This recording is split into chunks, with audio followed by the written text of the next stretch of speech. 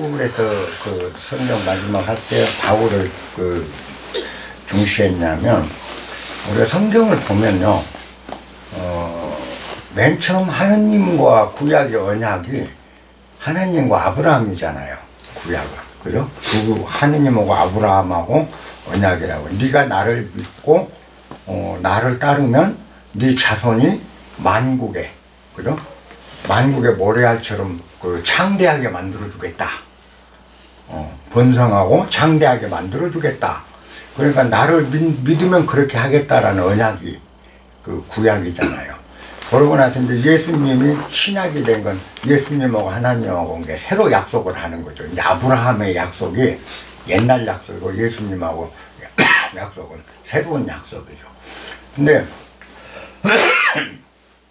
예수님하고 약속이 결국 아브라함하고 똑같아요. 중간에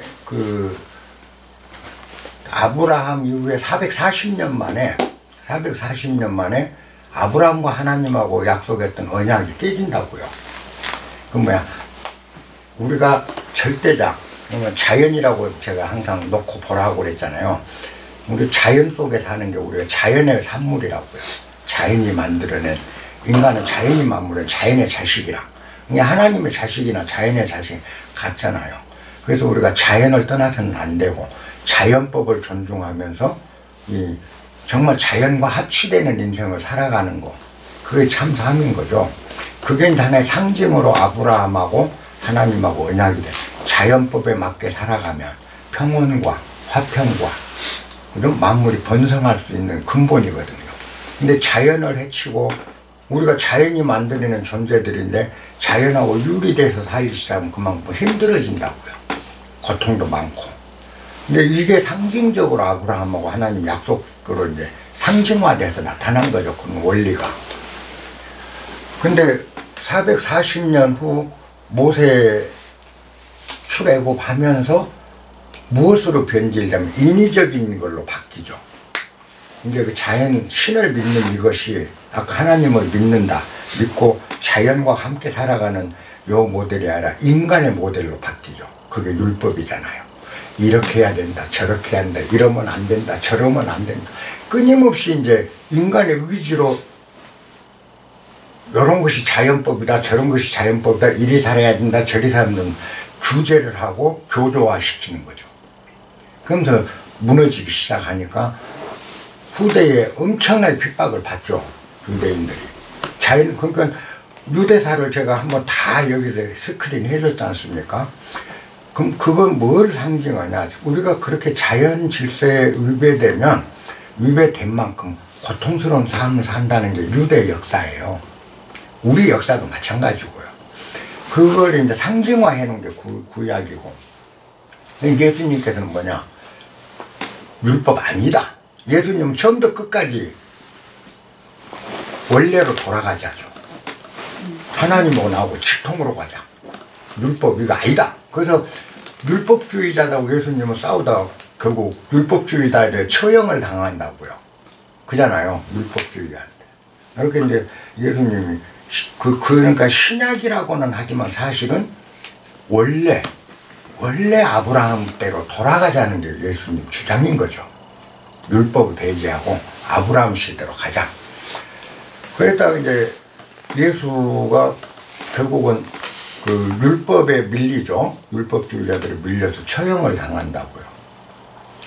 처형을 당할 때 이 율법주의자들에서 이제 예수 사후에 예수 제자들 가장 핍박을 많이 받는 바울이잖아요.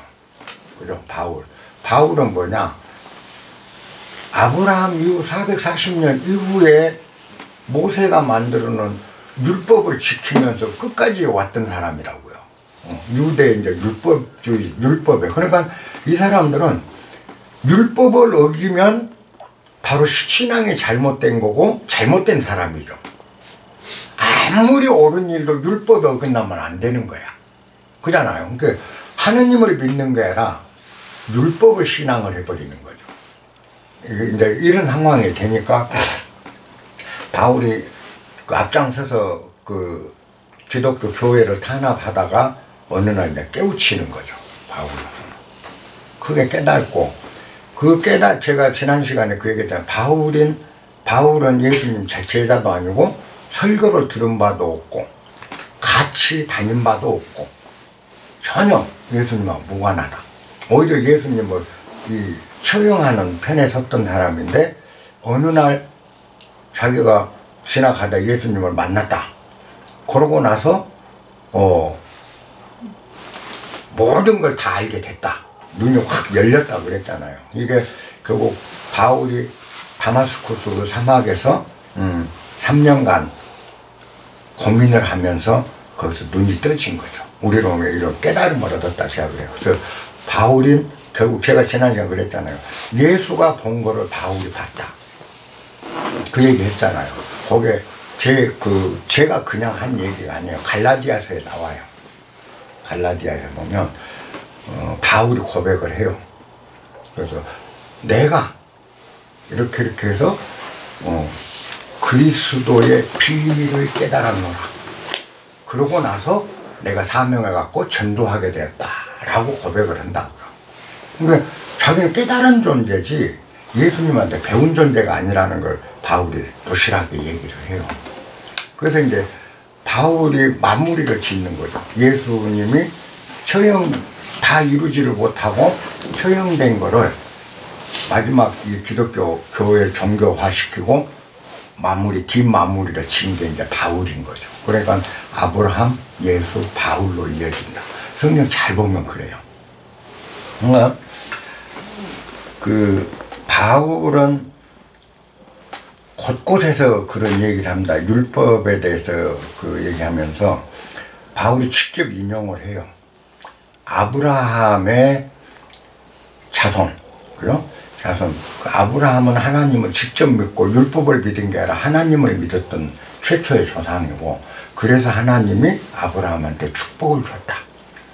그래, 지금 아브라함의 적통 자손인 이삭, 그죠? 이삭을 이어서 후대로 온 적통 자손에게 자유를 주신 것이다. 자유를 주셨다. 그 하갈이 낳은 이스마엘, 이건 비적통 자신은 내쫓고 사막으로 내쫓았고, 아브라함이 믿었던 믿음 자체, 요것을 쭉 적통으로 온 후대 자손에게 하나님이 자유를 주신 것이고, 그 하나님을 직접 믿으면 바로 아브라함의 자손이 되는 거다라고 설교를 해요. 갈라디아서에. 그걸 보면은 이제 무엇을 지금 믿어야 되는가, 그 다음에 무엇이 중요한 건가를 나오는데, 이런 것들마저도 상징이라는 거죠. 지금 얘기한 것마저도 기독교 종교식으로 보면 그러므로 믿으라가 되지만, 바울이 그렇게 얘기한 것도 비유라는 거죠. 이게 왜냐하면 보세요. 여러분들이 구약은 그때 우리가 같이 했으니까, 왜 아브라함은 하느님한테 그렇게 이쁨을 받았는가? 그죠? 찌질하기 짝이 없는 사람이었는데. 그 다음 두 번째, 왜 아브라함은 본처한테서도 첩한테서 났는데 하갈한테서 먼저 이스마엘 큰아들을 낳고 자기 본처한테서는 뒤늦게 100살이 넘어서 이삭을 낳았어요. 근데 아브라함은 왜 하갈하고 이스마엘을 집에서 내쫓아서 사막에서 죽게 만드냐? 그걸 하나님이 구해내거든요. 사막에서 죽을 고생을 하고 있을 때 하나님이 구원을 하는 걸로 나와요. 왜 하갈하고 얘는 보내고 이삭은 자기 적통으로 키우면서 나중에 또 이삭을 하나님이 달라고 그러니까 자기 아들인데도 피덩어리를 죽이려고 했는가? 이런 부분들이 무엇을 얘기하는 거냐는 거죠. 왜 본처 자식만 자식이고 첩자식은 자식이 아니냐? 이건 내쫓으냐? 요건 지금 뭘 상징하냐는 거죠. 이걸 보면 뭐냐면 본질이 중요하다는 겁니다. 곁다리로 보이는 현상, 이거는 하갈과 이스마엘이에요. 그리고 그 속에 숨은 진짜 본질은 본체인 거죠. 그걸 상징한 거예요. 그래서 본질을 중시한다. 그리고 곁다리, 군더더기 또는 나타난 가벼운 현상들, 우리가 눈에 보이는 현상, 이게 하갈로 비유된 거라고요. 그래서 항상 우리가 모든 도는 본질이 중요하다. 눈에 보이는 게 중요한 게 아니라는 거죠. 본질. 그걸 상징하는 이야기들이거든요. 그 다음에 자기 자식을 바치라 그러니까 자기 자식을 죽이려고까지 했다. 이거 역시 실화가 아니고 이 우리에게 가르침을 주는 전부 상징 언어라고 제가 얘기했잖아요. 그건 뭐냐? 정말 본질을 중요한 건 본질이다. 이 본질은 개인적인 정의나 부자간의 정보다 이 본질은 더 중요한 거라는 걸 상징하는 거죠. 그만큼 중요한 게 본질이다. 그잖아요. 그러니까 하느님이란 자연법이라는 이 본질은 무엇과도 바꿀 수 없는 소중한 거다라는 뜻을 내포한 게 그 우화가 가지고 있는 이야기들이죠. 그걸 후대의 바울은 그와 비슷하게 모든 설교가 그렇게 돼요. 바울의 설교가. 한번 오늘 갈라디아서 조금만 더 볼게요.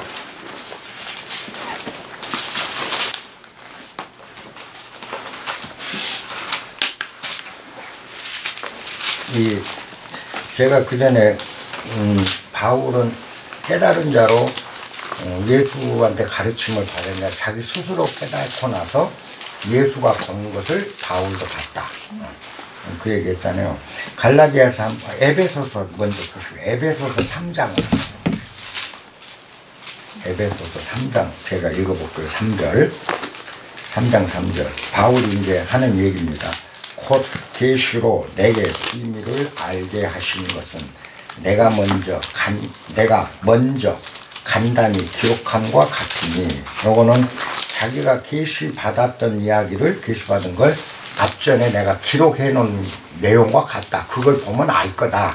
일단 이렇게 전제를 하고, 그것을 읽으면 내가 그리스도의 비밀을 깨달은 것을 너희가 알 수 있으리라. 이렇게 얘기합니다. 근데 그 앞전에 여기서는 자기가 누구한테 배운 것도 아니요, 누구한테 들은 것도 아니요, 하나님의 성령에 의해서 알게 된 것이다 라는 앞에 뒤끝에 나온 말입니다. 이게. 그래서 내가 그동안 내 행적을 적어놓은 그 기록을 여러분들이 보면, 그것을 읽으면 내가 그리스도의 비밀을 깨달은 것을 너희가 알 수 있을 거다. 근데 자기가 왜 예수인지, 왜 그리스도인지 그에 대한 비밀을 깨달았다고 나와요. 근데 제가 지난번에 바울이 예수가 본 걸 바울이 본 거다라고 한 건 절대 그 허언은 아닙니다. 그리고 이제 바울이 그렇게 깨닫고 나서 한번 아까 그 부분들을 이제 비슷한 부분을 살펴볼게요. 조금 뒷장으로 넘어가 봅시다. 뒤로 가서 이제 빌립보서 한번 볼까요? 빌립보서 2장. 빌립보서 2장 5절부터 읽으면서 볼게요. 너희 안에 이 마음을 품고 있으라. 그건 뭐냐면 사람들하고 항상 충만하고 겸손하게 지내라는 설교입니다. 이 품으라 곧 그리스도 예수의 마음이니 그는 근본 하나님의 본체시나 하나님과 동등함을 취할 것으로 여기지 아니하시고 오히려 자기를 비워 종의 형제를 가지사 사람들과 같이 되셨고 사람의 모양으로 나타나사 자기를 낮추시고 죽기까지 복종하였으니 곧 십자가에서 죽으십니다. 이러므로 하나님이 그를 지극히 높여 모든 이름 위에 뛰어난 이름을 주사 하늘에 있는 자들과 땅에 있는 자들과 땅 아래에 있는 자들로 모든 무릎을 예수의 이름에 꿇게 하셨다. 좀 이런 데 대목을 보십시다. 그 노자 철학이 이제 녹아있는 대목입니다. 이 부분이. 근본 요지는 뭐냐? 예수의 마음이를 지금 얘기하는 겁니다. 그는 근본이 하나님하고 본체다. 하나님 자체다. 예수는 하나님 자체였다. 지금 이렇게. 그래서 바울 이후로 이제 예수님은 하나님과 동일시됩니다. 하나님이 예수로 발현했다라고 얘기가 나와. 그래서 현재 그 교회에서도 하나님이 예수님을 하나님으로, 하나님 예수님을 낳은 그 자식이 아니고 하나님 자체다. 그래서 성신, 성자 다 일체다 이렇게 얘기를 하잖아요. 근데 여기서 바울은 뭐라고 한 거 보세요. 본체 맞다. 하나님의 본체다. 처음 이제 바울이 얘기한 거죠. 그전에는 예수님도 하나님이 나하고 하나님은 하나다라고 같은 존재라고 안 했는데 같다고 했잖아. 근데도 예수는 같은데도 하나님하고 같은 동등한 것을 자기가 택하지 않고 그거를 주장하지 않고 취하지 않고 주장하지 않고 오히려 자기를 비워서 종이다. 하나님의 종. 그래 종과 같은 사람으로 자기를 낮췄다라고 얘기를 합니다. 사람으로 낮췄다. 사람의 모양으로 나타나. 그리고 낮추고 죽을 때까지 복종하셨다. 그리고 곧 십자가에서 죽으시다. 요건 뭐냐면 예수님은 자기를 항상 낮은 곳에 처해 놨다라는 겁니다. 요 부분이 로마서에도 나오고 갈라디아서에도, 요 뒤에 있는 갈라디아서에 나와. 요 부분은. 근데 다른 부분에서는 요 대목을 뭐라고 얘기하냐면 십자가에 못 박힌 후 예수님이 이제 인간으로 낮춰지고 십자가에서 못 박힌 후 승천하시는 게 아니라 내림을 받았다. 땅으로 내려움을 받아서 땅 속에, 묘지 속에 더 깊은 곳에, 더 낮은 곳으로 내림을 받았다. 그것이 곧 승천이다. 이렇게 얘기를 해요. 그러니까 노자가 얘기잖아. 진짜 돈은 저 낮은 곳에 있다. 참은. 그죠? 낮은 곳에. 그래서 상선약수, 물은 낮은 곳. 모든 물의 왕은, 백곡의 왕은 강과 바다다. 강해다 그랬잖아요. 그래서 예수님의 승천은 예수님이 십자가에서 내림을 받았고 땅속으로 더 내림을 받았기 때문에 예수님이 하늘나라로 오를 수 있었던 거다라고 얘기를 해요. 그러니까 예수님 승천은 예수님이 더 낮은 곳으로 임했다는 것이 예수 승천사상이에요. 그 낮은 곳으로 임한 거면 자연 앞에, 그죠? 대자연, 하나님이죠. 자연 앞에 내가 겸허해지고 더 낮아지는 거죠. 내가 자연을 정복하는 자가 되는 게 아니고 자연을 섬기는 자가 됐대. 이 지구가 아름답고 인류가 아름답고 세상이 다 창상하는 거예요. 지금 우리가 자연 섬기지 못해서 얼마나 많은 일들이 일어납니까? 머지않아서 이제 농사도 안 될지도 몰라요, 진짜로. 지금 심각할 정도로 우리가 자연을 지금 섬길 줄 몰랐다라는 거죠. 요걸 지금 얘기하는 거. 그러니까 이런 이야기 속에 하나하나가 제가 처음 성경을 강의하면서 하나님이란 말을 자연으로 대박 바꿔놓고 성경을 읽으면 성경이 보인다 그랬잖아요. 하느님 그러니까 꼭 우리는 인간같이 모양이 생긴 허연 수염 날린 어떤 노인네가 우에서 딱 내려다보고 있다. 일단 하나님 그러면 벌써 인격신으로 들어간다고. 근데 하나님 하나의 원리나 자연법에 비유를 해서 걸로 옮겨놓고 보면 이런 기절들이 뭘 의미하는지, 왜 예수가 하나님 자체인데 인간으로 났는가, 그 다음에 왜 십자가에서 가장 인간 중에서도 처참한 인간이 돼서 십자가에서 못을 박혀서 이 사형을 당했는가. 사형수잖아요. 그때 당시 바리새이나 유대교, 로마법에 로마 이런 모든 그 백성들이나 예수를 추종한 대략 300~400명 뺀 나머지는 다 손가락질 했잖아요.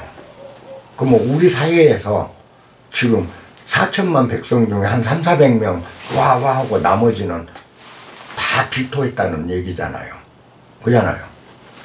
그 상태가 그만큼 낮은 곳으로 낮은 곳으로 낮은 곳으로. 그래서 예수가 같이 지냈던 사람들도 보면 세리나 장녀나 거지나 장님, 문둥이 전부 이런 비천한 사람들과 함께. 그게 하나님의 도라는 거죠. 우리가 버려야 돼. 버릴 거로 생각하는 것들이 사실은 정말 소중한 거라는 거죠.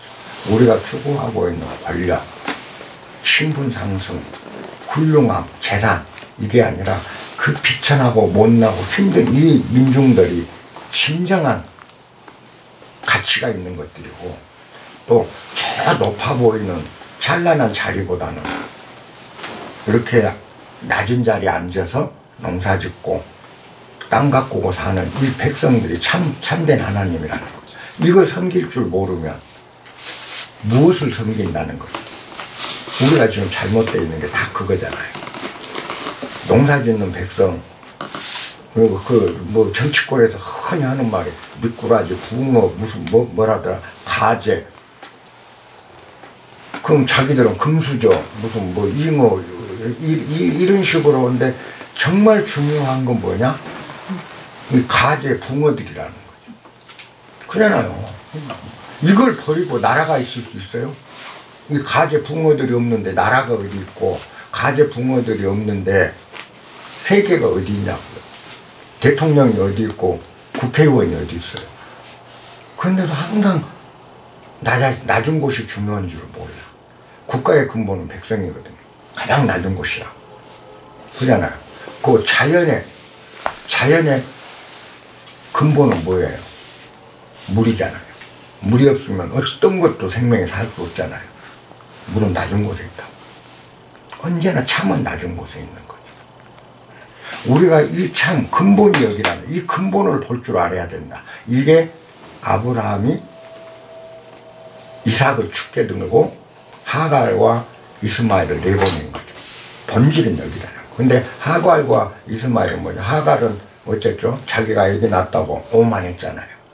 그래갖고 본체 구박도 하고 막 그랬잖아요. 본체가 애기를 못 낳을 때, 사라가 애기 못 낳을 때. 그러면 전부 다 분자리죠. 위만 쳐다보고 있는 거죠. 그 본질에서 벗어나니까 중요한 건 본질이다. 이걸 상징적으로 비유한 우화들인 거죠. 잘 보면 전체가 다 이렇게 뭐 끼어집니다. 그래서 지금 여기서도 예수가 십자가에 죽고, 그죠? 하나님이 그를 높였다. 이렇게 얘기하잖아요. 진짜. 예수님 우리가 겸손할수록 높은 사람이 되는 거죠. 내가 겸손하지 못하고 나 잘났어, 나 대단해 하고 막 어깨 꽉 겸손하면 아무도 안 좋아해요. 아무도 존중 안 해. 내가 겸손할수록, 그러면 낮아질수록. 노자의 돈 항상 낮은 곳에 있다. 공자도 마찬가지였죠. 근데 요게 마무리를 지어주는 게 이제 바울입니다. 또 한 대목이 더 볼까요? 갈라디아서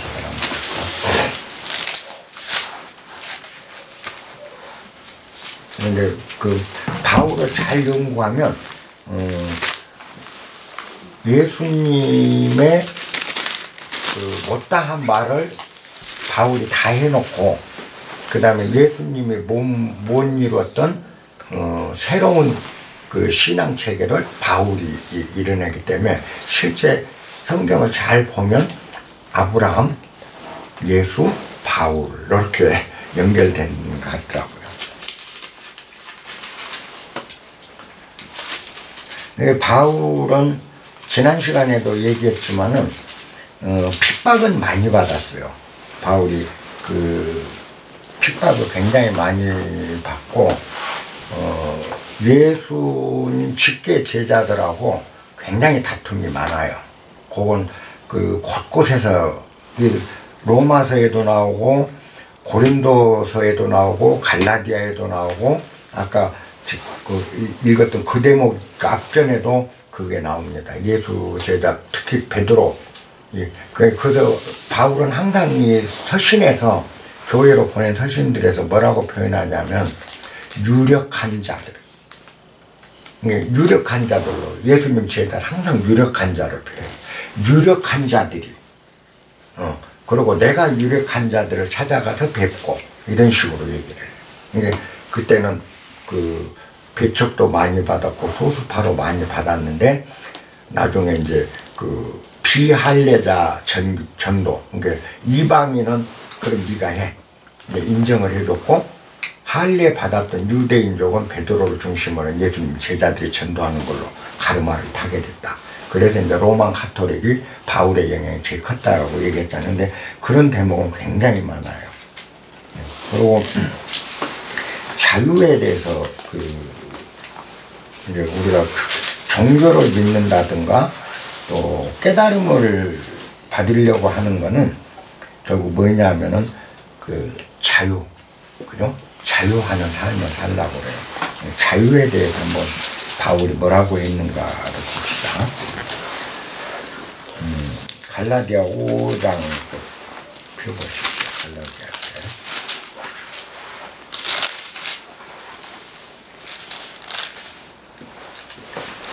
그 5장 앞에 4장 28절.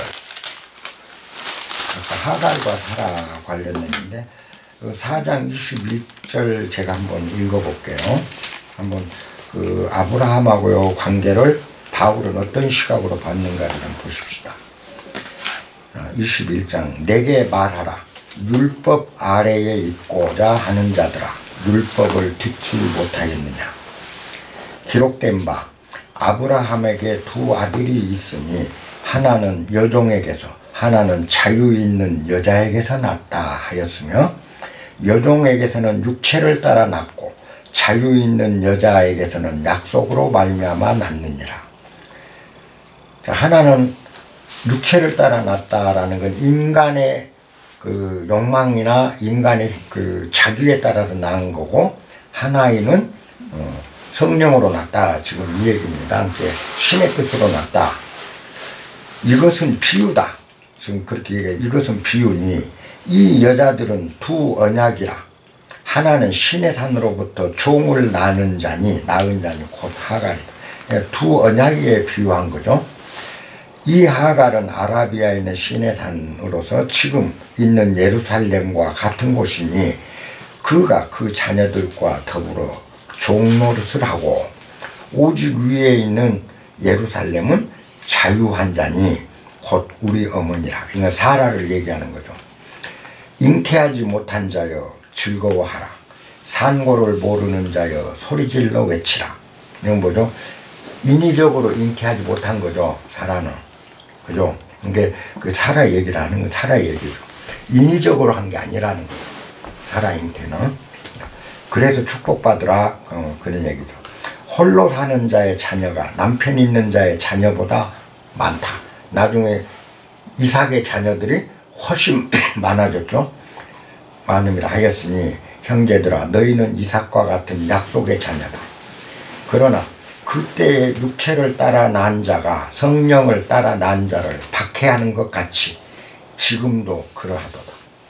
그러나 성경이 무엇을 말하느냐. 여종과 그 아들을 내쫓으라. 여종의 아들이 자유 있는 여자의 아들과 더불어 유업을 얻지 못하리라 하였느니 그런즉 형제들아 우리는 여종의 자녀가 아니요 자유 있는 여자의 자녀다. 지금 여러 얘기를 한 게 아까 제가 그 대목하고 맞아떨어지는 데입니다. 그러니까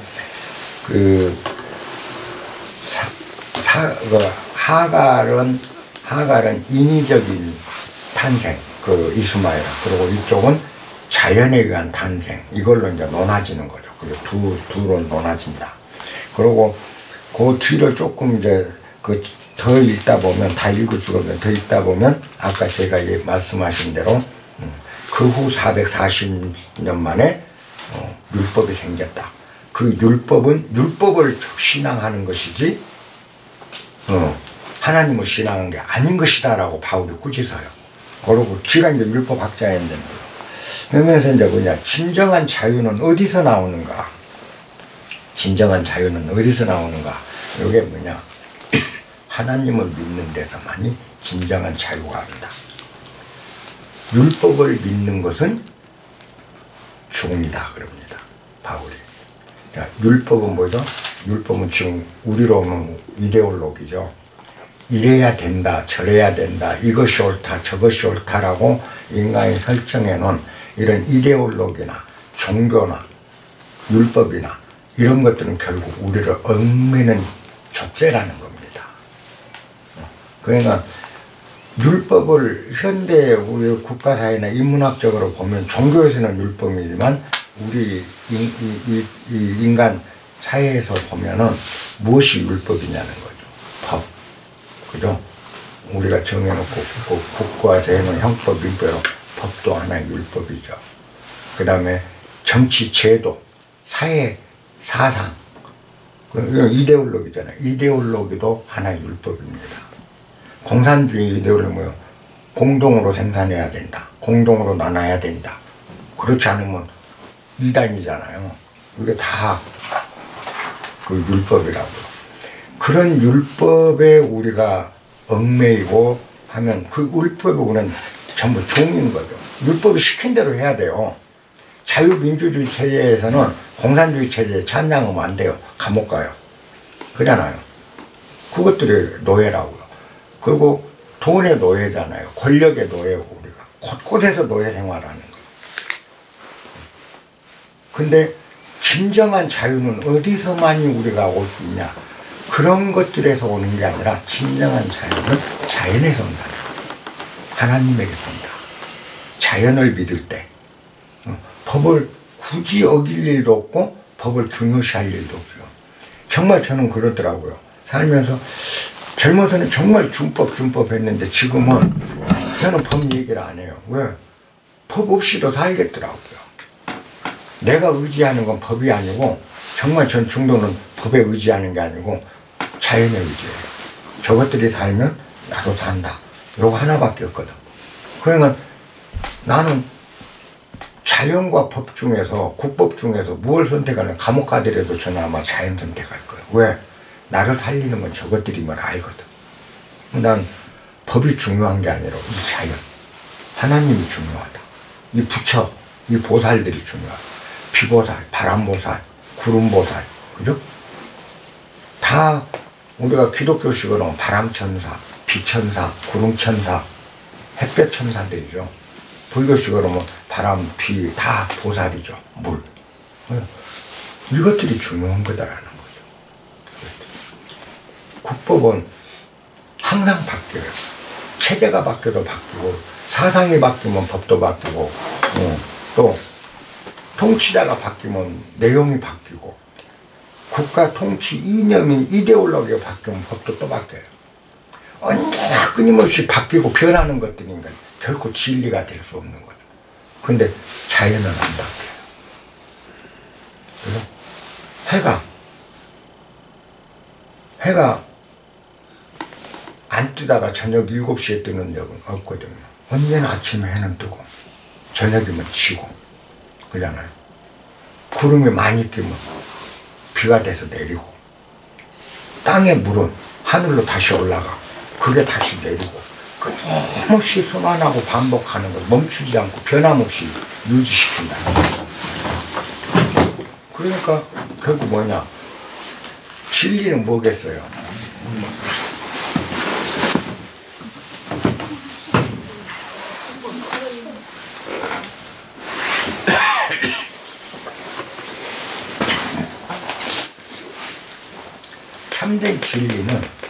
참된 진리는 변함이 없는 거예요. 영원히 변치 않고 항상 하는 것.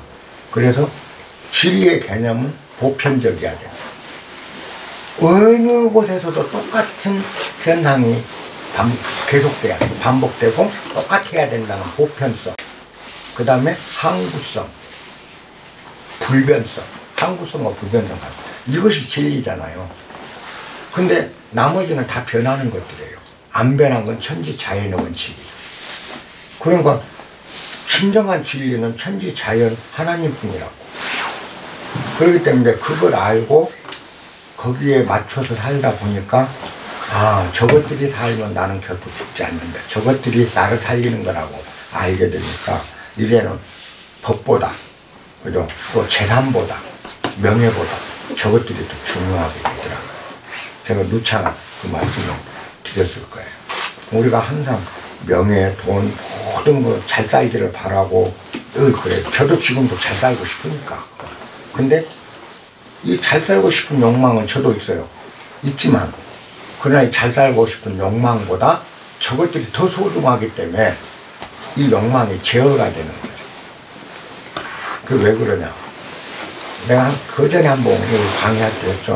333이라는 얘기 했잖아요.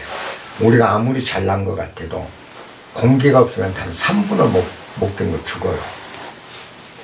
이렇게 잘나고 부자나고 막 돈 벌고 씩씩하고 뭐 지혜롭고 다 필요 없어요. 3분을 못 버텨요. 공기 없으면. 물 없으면 3일을 못 살아. 그래요? 그 다음에 식량 없으면 30일을 못 살아요. 그렇게 우리 나약한 존재들이죠.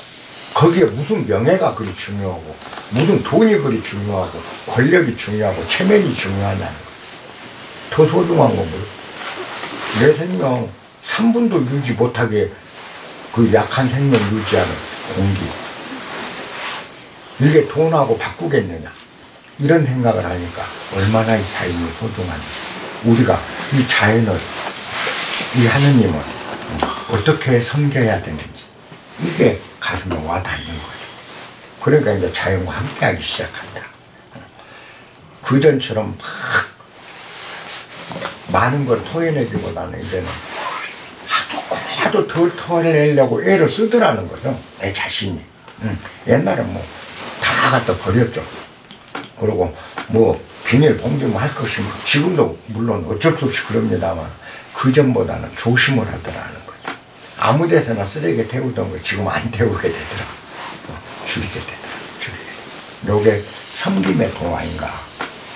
그래서 결국 성경은 우리가 그 하나님의 실체를 정확히 알고 영원히 불변하는, 그리고 태초 이전부터 있었고 이후에도 있고 영원히 변치 않는 하나님. 우리 자연은 그렇다는 거죠. 요거를 우리가 그걸 변하게 만들어서는 안 된다. 우리가 하나님을 해쳐서는 안 된다. 하나님은 또 하늘에 하나님 계시는데 여기를 장대로 계속 낫으로 계속 톱으로 계속 잘라봐요. 하나님 죽잖아. 이 하나님을 우리가 자연으로 다시 한번 환원을 해서 보면 아까 처음 얘기죠. 하늘은 형상, 자연은 형상. 그것이 작용하고 주도하는 역할, 이 세상을 돌게 하는 이 주도적인 역할, 주도한다는 입장에서 하늘을 표현한다면 하느님이 되고, 형상은 그냥 하늘이고, 그 다음에 이렇게 작용해서 나온 오묘한 결과들은 결국 신이 되고 신인 거고, 또 그 결과가 서투르게 나타난 것 귀신이 되는 거고, 이렇게 명칭이 하늘 하나가 자연 하나가 명칭이 달라져 간다. 작용면에서 봤냐, 주도한다는 측면에서 봤느냐, 형상으로 봤느냐에 따라 하늘이 됐다, 하나님이 됐다, 신이 됐다 하는 것이 동양사상 전체예요. 요즘 우리가 종교로 보는 시각, 또 사상을 보는 거 다 마찬가지죠. 예. 요 이상도 이하도 아니다. 그렇다면 우리가 진정으로 하나님을 믿는 거, 예수님 좀 진정으로 믿는 건 뭐죠? 내가 낮아지는 길밖에 없죠. 자연 앞에, 이 대자연 앞에 인간이 낮아지는 거. 예수님이 십자가에서 내림을 받아, 밑으로 내림을 받아서 올림을 받듯이 우리가 낮아질 때 비로소 찬란한 인간으로 되살아나고, 이게 성경이 아마 마무리 제 이야기일 것 같습니다.